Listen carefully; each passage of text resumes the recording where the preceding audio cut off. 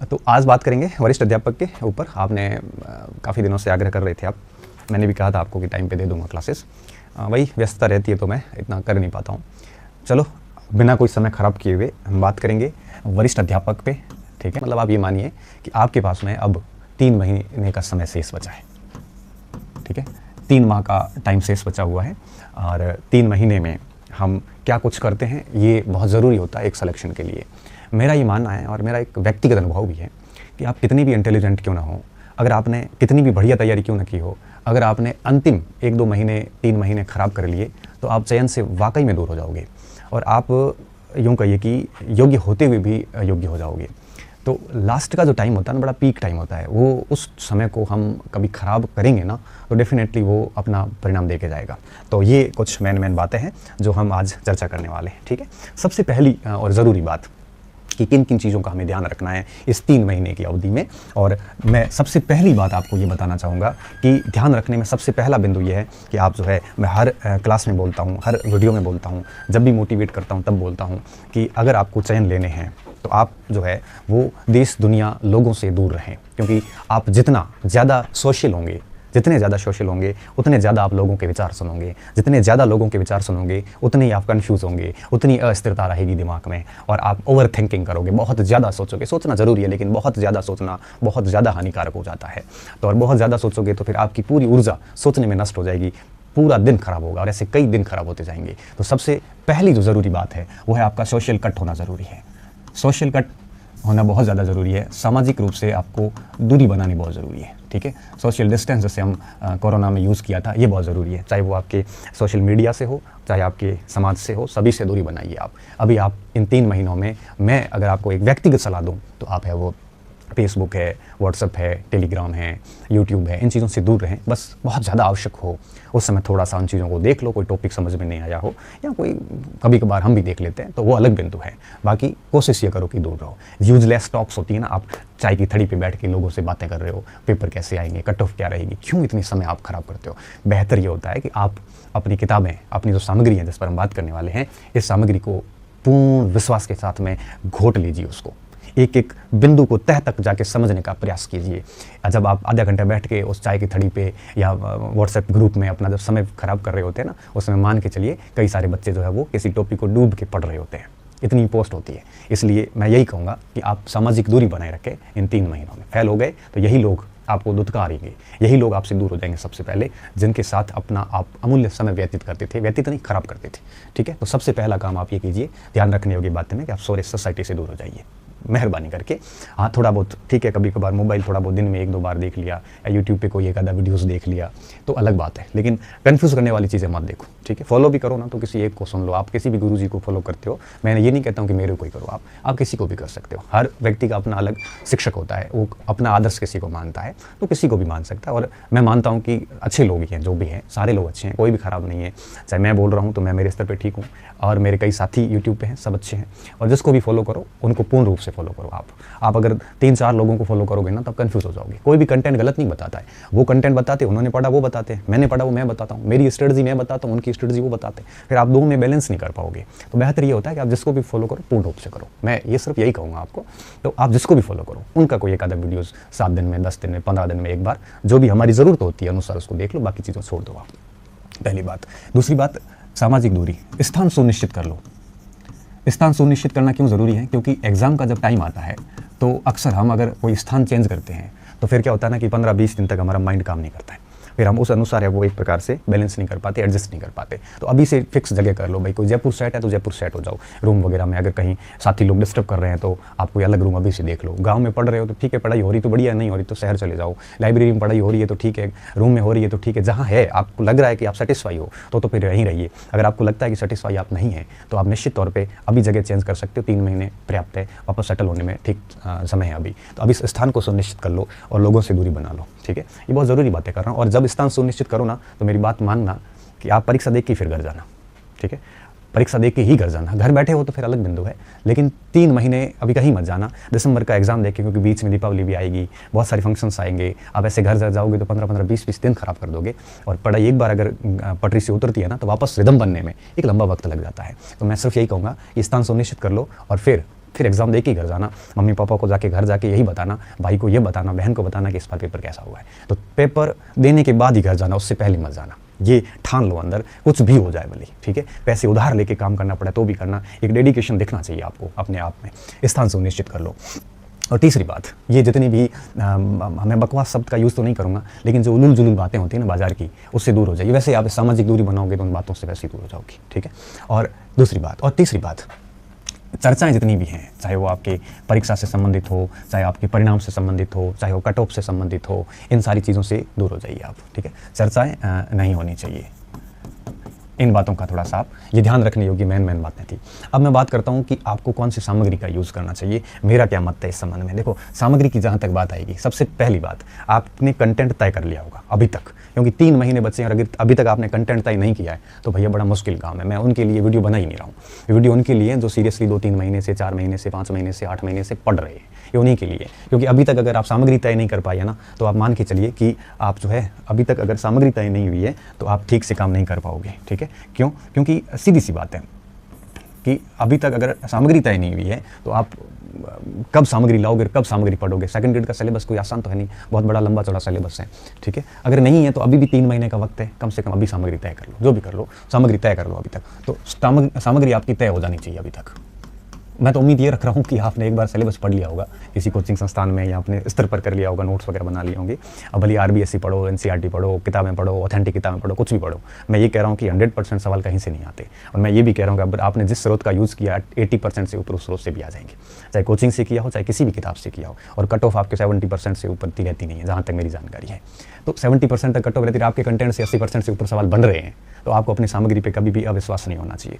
तो सामग्री तय कर लो, कर लिए, उस पर विश्वास करो। क्योंकि जितनी बार बाजार जाओगे आप, उतनी बार आपको नई सामग्री दिखेगी, जितनी बार नई सामग्री दिखेगी उतनी बार आपको आपकी सामग्री पे अविश्वास होगा। क्योंकि हमारे मारवाड़ी में कहावत है ना कि पराई थाली में घी घड़ा, मतलब दूसरे की थाली में हमें हमेशा ज़्यादा दिखता है। तो अगर आप लाइब्रेरी की किसी चैम्बर पे बैठे हैं ना, तो दूसरे को अगर बात करोगे, उसकी कंटेंट देखोगे तब नहीं यार इसका तो अच्छा है, और उसको आपका अच्छा लग रहा है। इससे बेहतर है कि दूसरों की सामग्री छोड़िए, आप अपनी सामग्री पे विश्वास कीजिए, ठीक है ना। चाहे वो ऑनलाइन हो चाहे ऑफलाइन हो, सामग्री पे विश्वास करिए, सामग्री तय कर लीजिए। अब तीसरी बात इसमें एक और आती है कि खुद की सामग्री पे विश्वास करना इसलिए ज़रूरी होता है कि आपने विश्वास करके उसको लिया था। जब आपने उसको खरीदा था ना, तो विश्वास करके खरीदा था। फिर अब दूसरों को देख के उस पर अविश्वास नहीं होना चाहिए। और अगर अभी आप सामग्री चेंज करोगे तो इतना वक्त नहीं है कि आप सामग्री नई को पूरा पढ़ के रिवीजन कर सको। क्योंकि एजुकेशन, शिक्षा याद करने का सीधा नियम है कि जब तक 3 से 4 बार तक चीज़ें दिमाग से नहीं गुजरती है, तब तक वो परीक्षा में आउटपुट नहीं दे पाती। और अभी 3 महीने में इतना समय नहीं है कि आप सेकंड ग्रेड के दोनों पेपर्स अच्छी तरीके से कर सको।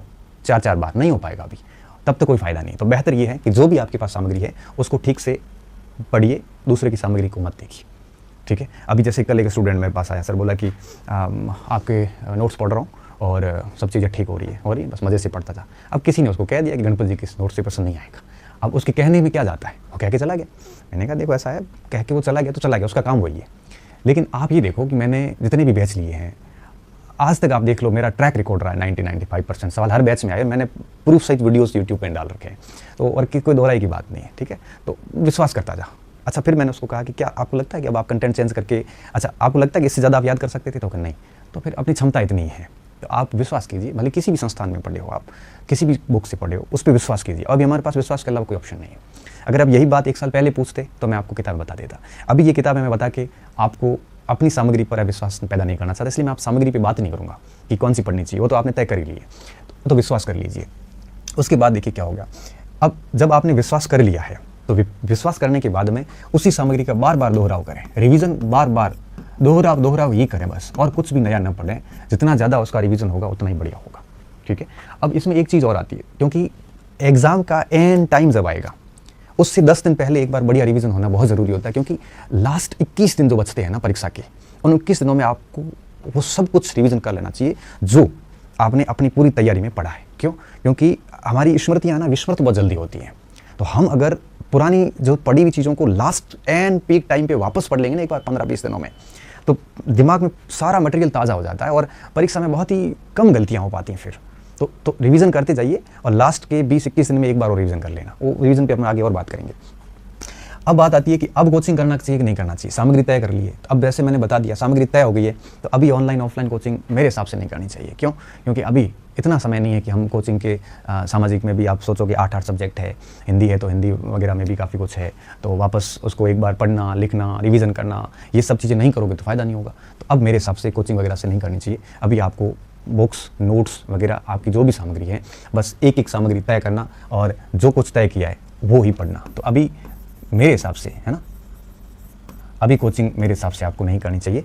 अगर आप आगे की भर्तियों की तैयारी कर रहे हैं तो कर सकते हैं, लेकिन अब 3 महीने के लिए कोचिंग आपको मेरे हिसाब से फ़ायदा नहीं देगी। मेरा एक व्यक्तिगत अनुभव है, ठीक है। आप कोचिंग की सामग्री आप कह रहे हो पढ़ सकते हैं कि नहीं पढ़ सकते हैं। कोचिंग की सामग्री अगर आपने पहले पढ़ी है तो पढ़ लीजिए, वो काम की है, नहीं पढ़ी है तो छोड़ दीजिए, ठीक है। और हर एक पार्ट की एक से अधिक सामग्री नहीं होनी चाहिए आपके पास में, हर एक पार्ट की एक से अधिक सामग्री नहीं होनी चाहिए। तो आपका जो सामग्री है वो तय होनी चाहिए और एक न्यूनतम सामग्री होनी चाहिए। सामग्री कैसी होनी चाहिए? न्यूनतम होनी चाहिए। अभी आप क्या करोगे, आज हर पार्ट की अपने जो सेकंड ग्रेड का पार्ट है उसका एक एक पुस्तक वगैरह जो भी है वो अलग कर लो, ठीक है। बाकी सारी आप अपनी अलमारी में बंद कर दो। क्यों? क्योंकि हमें हर पार्ट की एक एक सामग्री ही पढ़नी है, ज़्यादा नहीं पढ़ना है, ठीक है ना। यूट्यूब से पढ़ना है अब, क्योंकि वीडियोज़ वगैरह से जब चीज़ें पढ़ते हैं ना, अगर आप उसको हाथ से लिख के नहीं करोगे काम, तो वीडियो आपका कोई काम का नहीं है। क्यों? सुने हुए ज्ञान की एक सीमा होती है। पढ़ा हुआ, लिखा हुआ हो, फिर बार बार पढ़ा हुआ हो, तो फिर वो लंबे समय तक चलता है। इसलिए अभी वीडियोज़ वगैरह से बचिए। हाँ ठीक है, कोई टॉपिक समझ में नहीं आया, जैसे अर्थशास्त्र पढ़ रहे हो, उपभोक्ता फलन समझ में नहीं आया तो यूट्यूब पे वगैरह पे देख लिया, या किसी एप्लीकेशन से कोई पार्ट खरीद लिया, उस पार्ट के 5 टॉपिक देख लिए। ये स्मार्ट स्टडी तो बहुत बढ़िया है, सेलेक्टिव स्टडी, लेकिन पूर्ण रूप से अब उस चीज़ों पे निर्भर मत होना आप, ठीक है। ये बात हो गया। इसके अलावा ये चीज़ें सामग्री के संबंधित हो गई। अब मैं बात करता हूँ कि टाइम मैनेज कैसे करना है, ठीक है। तो टाइम मैनेज की अगर देखो विद्यार्थियों से बात आती है, तो अब आपके पास में 2 पेपर है, फर्स्ट पेपर भी और सेकंड पेपर भी है, और साथ साथ में आप थर्ड ग्रेड की भी तैयारी कई अच्छे कर रहे हैं, उसकी बात में भी आगे करता हूँ। तो समय प्रबंधन का ध्यान रखना। देखो दोनों पेपर में 40% प्लस 40% लाने हैं आपको। कैटेगरी को 5%, कुछ कैटेगरीज को छूट भी है, तो फर्स्ट पेपर में भी आपको न्यूनतम 40 लाने हैं, सेकंड में भी न्यूनतम 40 लाने हैं। तो ऐसी स्थिति में आप लापरवाही ये मत करना कि केवल एक पेपर ही पढ़ें। कम से कम आप 40% फर्स्ट पेपर के लिए कम से कम आप 3-4 घंटे दें। हाँ, आपको लगता है कि हमारा फर्स्ट पेपर बहुत तगड़ा है, कोई दिक्कत नहीं आ रही है, तो भले इसको टाइम कम दे दो, कमज़ोर है तो थोड़ा टाइम ज़्यादा दे दो, और सेकंड पेपर को आप कम से कम 5-6 घंटे दें, ठीक है। तो आपकी 8-10 घंटे की स्टडी रेगुलर होनी चाहिए। और मैंने आपको जैसा बताया कि आपको परीक्षा दे के ही घर जाना है, ठीक है। तो ऐसी स्थिति में 3 महीने आपके पास पड़े हैं। एक बात और ध्यान रखना, सॉरी, अगर आप ये चीज़ें करोगे ना, सामाजिक दूरी, स्थान तय कर लोगे, चर्चा नहीं करोगे, ये चीज़ें करोगे, तो आपके 10 घंटे रेगुलर पढ़ाई होगी ना, देखना 7 दिन के अंदर बहुत बढ़िया स्थिति हो जाएगी आपकी, ठीक है। तो डेली 3 से 4 घंटे आप है वो फर्स्ट पेपर को दें, और बाकी पूरा टाइम आप सेकंड पेपर को दें। मैं क्या करता था, मेरा जब सेकंड ग्रेड सामाजिक में सिलेक्शन हुआ था, तो मेरे को 4 महीने मिले थे, मैं आरबीआई छोड़ के आया था, तो 4 महीने मतलब मेरे दिसंबर में पेपर था, मेरे भी दिसंबर में था सौभाग्य से, और अगस्त जुलाई के आसपास में आया था। अगस्त, सितंबर, अक्टूबर, नवंबर 4 महीने मिले थे मुझे। तो मैं सुबह उठ के मॉर्निंग में, तो मेरी हमेशा से मॉर्निंग में 5-6 बजे उठने की आदत रही है, 5:30, 6:30, 6, 7, 6:30 से बाद में नहीं सोता मैं, उस समय उठ जाता था, उठ के और सुबह 12 बजे तक, उसमें बीच में नाश्ते भी कर लेते थे, दैनिक क्रियाओं से निवृत्त भी हो लेते थे, और खाना वाना होता था वो भी खा लेते थे। 12-1 बजे जनरली पढ़ने के बाद ही खाना खाते थे। तो सुबह 6 से 12 के बीच में 1-2 घंटे का कुछ खाना पीना और दैनिक क्रियाएँ अखबार निकाल के लगभग 4 घंटे मिल जाते थे। तो मॉर्निंग का पूरा सत्र फर्स्ट पेपर को सुपुर्द किया हुआ था। उसमें फिर मैंने मैनेज कर लिया था कि भाई पहले राजस्थान का पोर्शन पूरा करना है, फिर इंडिया का पोर्शन करना है, फिर साइकोलॉजी करनी है, मतलब उस टाइप से मैनेज किया था। जैसे अगर कमज़ोर जो पार्ट है वो सबसे पहले पूरा करते थे, जैसे साइकोलॉजी लिए तो पूरी साइकोलॉजी लेते थे 5-7 दिन तक, वो पूरी हो गई। फिर इंडियन ज्योग्राफी, जो इंडिया का जो जीके है वो लेना शुरू करते थे, वो करते थे, वो हो गया। फिर राजस्थान का करते थे, वो हो गया। फिर साइकोलॉजी को वापस पढ़ते थे। ऐसे साइकिल सिस्टम से सुबह सुबह का पूरा टाइम उसको दिया हुआ था फर्स्ट पेपर को, ठीक है। सभी की लिमिटेड सामग्री थी मेरे पास में। फिर 12 बजे से लेकर रात को 10-12 बजे तक पूरा टाइम सेकंड पेपर। 12 बजे जैसे फ्री हो गए, मॉर्निंग में खाना वाना खा लिया आराम से, फिर 1-2 घंटे सो जाते थे, 2-2.5 घंटे, 2-1 बजे, 2-2.5-3 बजे वापस जागृत हो जाते थे। फिर 2-3 बजे से लेके और शाम को 6 बजे तक 3 घंटों में एक सब्जेक्ट, सामाजिक थी मेरे तो एक पार्ट देख ही लेता था। फिर जाता था थोड़ा खेलने के लिए, 6-7 बजे वॉलीबॉल खेल के आता था, हॉस्टल जाता था, 2 किलोमीटर दूर था। फिर वापस आके खाना वाना खा के फिर बैठ जाता था, और 3 घंटे और 2-3 घंटे एक सब्जेक्ट और देखता था।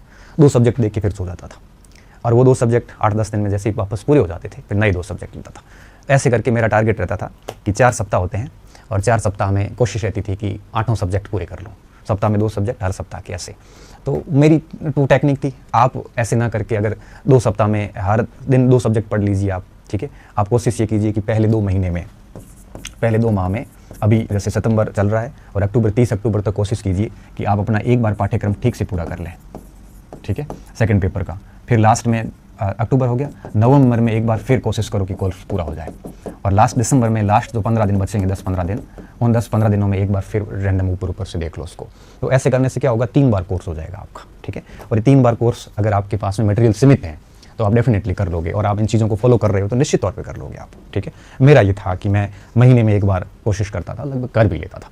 रिवीजन में मैं क्या करता था, मैं हमेशा शॉर्ट नोट्स वगैरह बनाता था। अगर किसी पार्ट के शॉर्ट नोट्स नहीं बनाए मैंने तो मैं उस किताब के अंदर अंडरलाइन वगैरह कर लेता था। फिर जब रिवीजन करता था तो मेरी ध्यान उसी चीज़ों पर जाता था, जो अंडरलाइन है या गोले किए हुए हैं उन पे ज़्यादा ध्यान देता था। और जैसे कोई शब्द है, जैसे मान लो कि मैं न्यायिक पुनरावलोकन पढ़ रहा हूँ, तो पुनरावलोकन के ऊपर मेरा ऐसे घेरा किया और मुझे पता चल जाता था आर्टिकल 13 नामेरी कान, शक्तिशाली दान, वो देखते मेरे दिमाग में सारी बातें आ जाती थी। बाई द वे नहीं आती तो मैं उसके नीचे का पैराग्राफ पढ़ता, अगर आ जाती थी तो फिर वो पैराग्राफ छोड़ के नेक्स्ट पे आ जाता था। इससे क्या थोड़ा जल्दी रिवीजन हो जाता था।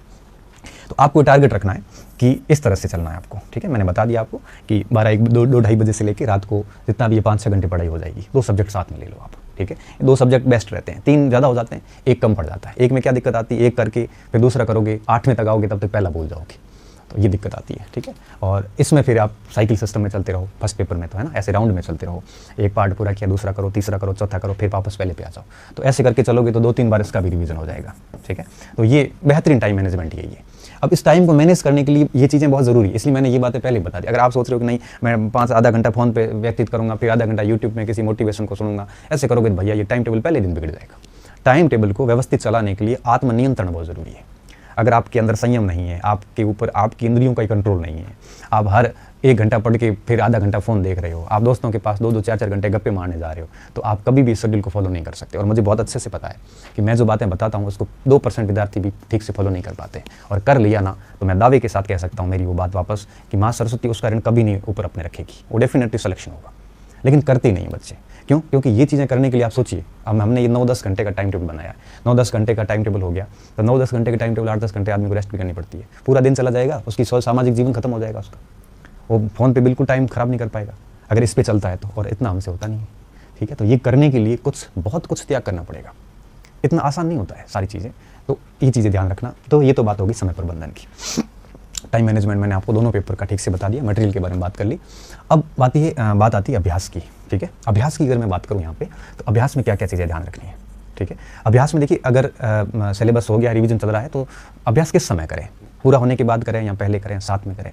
तो सबसे पहली बात तो ये है कि जैसे जैसे मानो कि आपने कोई 2 विषय शुरू किए यहाँ पे, वो पूरे हो गए, तो उसके बाद में उनकी 50-100-200% जहाँ कहीं भी मार्केट में कोई भी गाइड मिलती है उससे कर लो आप, या आप टेस्ट सीरीज भी ज्वाइन कर सकते हो। लेकिन टेस्ट सीरीज की बड़ी दिक्कत आती है कि टेस्ट सीरीज वो अपने शेड्यूल से चलाते हैं और आप अपने शेड्यूल से पढ़ रहे होते हैं, तो फिर दोनों का शेड्यूल मैनेज नहीं हो पाता। तो मैं थोड़ा टेस्ट सीरीज के पक्ष में इसलिए नहीं रहता कि एक बार अगर आपका सिलेबस ठीक से हो जाए ना, 1-2 बार, फिर आप टेस्ट सीरीज ज्वाइन करोगे तो दिक्कत नहीं, क्योंकि फिर उसके शेड्यूल को फॉलो करने में आपको समस्या नहीं है।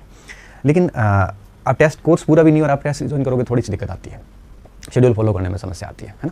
तो पहली बात तो ये है कि जैसे जैसे कोई सब्जेक्ट पूरा होता है उसके पीछे के अभ्यास प्रश्न हैं, पुराने प्रश्न हैं, मार्केट में जो अभ्यास पुस्तिकाएं आती है वो सारी ले लेके उसके साथ साथ में सॉल्यूशन करते जाओ। लेकिन जैसे ही आपका ये 2 माह में एक बार पाठ्यक्रम पूरा हो जाता है, फिर नवंबर में, दिसंबर में 5-6 टेस्ट, फुल टेस्ट किसी भी कोचिंग सेंटर की दे दो आप, ठीक है। और अभ्यास निरंतर करते रहो। मैं अभ्यास का हमेशा ये कहता हूँ कि डेली कीजिए, जब भी फ्री बैठे हो 10-15% कर लीजिए। जैसे आपने आज कोई टॉपिक पढ़ा है, डेली नहीं तो कम से कम 7 दिनों में जैसे ही फ्री बैठे हैं तो कम से कम उसका अभ्यास कर लीजिए। तो अभ्यास बहुत ज़रूरी होता है, ठीक है ना। और अभ्यास आप पुराने पेपर और पुस्तकों से करते हैं तो ज़्यादा ठीक लगता है टेस्ट सीरीज की तुलना में। टेस्ट सीरीज में 2 दिक्कतें मुझे लगती है, एक तो उनकी लेवल की दिक्कत लगती है, कई सारे कठिन लेवल होते हैं। जैसे मैं मेरी खुद की टेस्ट सीरीज की बात करूँ, सक्सेस पॉइंट पे हमारी चल रही है, तो हम कई बार हमारा पेपर काफ़ी टफ बन जाता है। खूब टीचर्स को बोलते हैं लेकिन फिर भी पेपर टफ बन जाते हैं। हालांकि वो टफ पेपर स्टूडेंट को कहीं कहीं फ़ायदा ही देता है, बट स्टूडेंट खुद अंदर से टूट जाता है। और बहुत कम बनाते हैं तो भी वो बच्चे को गुरूर आ जाता है, उसको गलतफहमी हो जाती है। तो ये सारी समस्याएं जो रहती है टेस्ट सीरीज में, और फिर नंबर कम आते हैं तो मॉरल डाउन हो जाता है वगैरह वगैरह। तो अभ्यास निरंतर करते रहें और कोशिश करें कि पुराने पेपर हो आपके पास में, मार्केट में जो भी किताबें आई है, प्रश्नों की किताबें, वो भी लेके आ जाओ। और जैसे ही पाठ पढ़ा उसके प्रश्न हाथों हाथ 5, 7, 10 प्रश्न देख लो। अभ्यास ऐसे ही होता है, बिना ऑप्शन देखे उत्तर निकालने का प्रयास करो, फिर प्रश्न उत्तर निकलने के बाद चारों ऑप्शन की वापस स्टडी करो। ऐसे चलोगे ना तो आपको फिर टेस्ट सीरीज की भी जरूरत पड़ती नहीं, क्योंकि मैंने ज़िंदगी में कभी कोई टेस्ट सीरीज नहीं दी थी, ठीक है। तो इस तरह से अभ्यास कर लीजिए, ये सबसे बेस्ट होता है। लास्ट में कोई टेस्ट सीरीज में 5 एक बड़े पेपर ला के दे देना, ठीक है। अब बात आती है विभिन्न परीक्षाएं आई हुई है, तो अब देखो व्याख्याता की अगर आपने तैयारी की है तो ठीक है, अगर नहीं की है तो अब व्याख्याता की तो आप करो मत, ठीक है।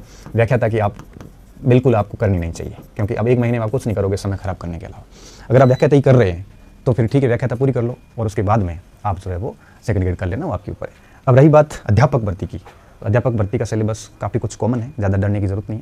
मैं सिर्फ घर के हिसाब से सलाह दूंगा कि अभी आप पूर्ण दिल से सेकंड ग्रेड कर लीजिए, और जैसे सेकंड ग्रेड हो जाती है उसके बाद 1 महीने में अध्यापक का आराम से मैनेज हो जाएगा। सामाजिक का लगभग सारा कॉमन है, ठीक है, 10% सिलेबस इधर उधर है, वो 10% 1 महीने में आराम से हो जाएगा। तो इन चीज़ों का ध्यान रखोगे तो डेफिनेटली सिलेक्शन भी होगा और बड़ी अच्छी रैंक के साथ में होगा। 3 महीने सिलेक्शन के लिए काफ़ी कुछ पर्याप्त होते हैं, कम समय नहीं है, बस उसको ठीक से मैनेज किया जाए। समय मैनेज करोगे तो 3 महीने में सिलेक्शन हो जाएगा, सारी चीज़ों को ध्यान रखोगे तो। और अगर समय को ख़राब करोगे, अस्त व्यस्त रहोगे, दुनियादारी में व्यस्त रहोगे और डिस्कस करोगे, चर्चाएं करोगे, वाद विवाद करोगे, नेता बनोगे, पंच बनोगे, दिखावा करोगे, प्रदर्शन करोगे, पढ़ोगे नहीं, तो भैया 4 साल में कुछ होना नहीं है। भले आप किसी भी शिक्षक से मार्गदर्शन ले लो, भले आप किसी भी कोचिंग में चले जाओ, मेन बात होती है एकांतता, वो आप करोगे तो डेफिनेटली सारी चीज़ें ठीक होगी। तो बहुत बहुत धन्यवाद विद्यार्थियों, अच्छे रहिए, मस्त रहिए, पढ़ते रहिए, हम आपके हमेशा साथ